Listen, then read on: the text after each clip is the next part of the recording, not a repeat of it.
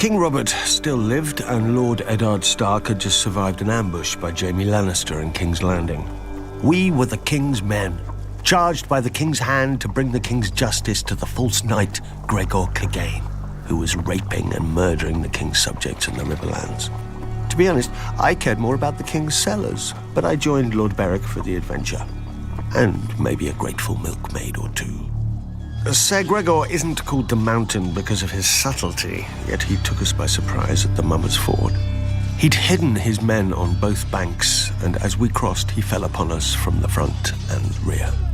I saw a single blow from his sword take a man's arm off and kill the horse beneath him.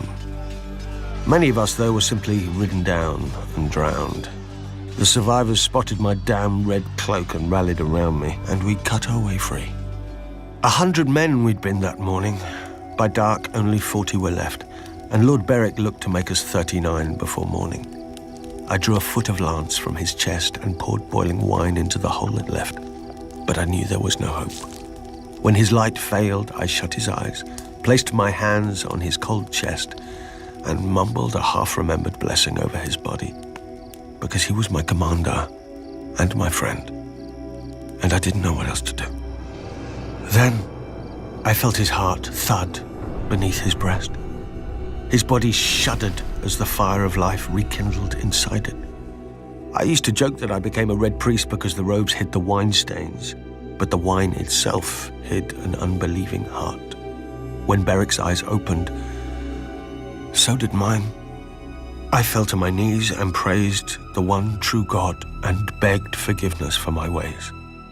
I don't know if the Lord heard me, but when dawn came, Beric was still alive and stronger than he'd been.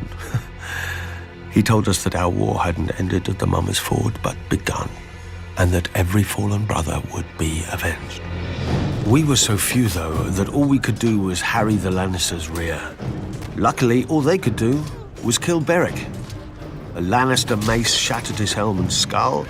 A noose snapped his neck after he surrendered himself to save a beekeeper and his wife. The Mountain's dirk pierced his eye through his visor.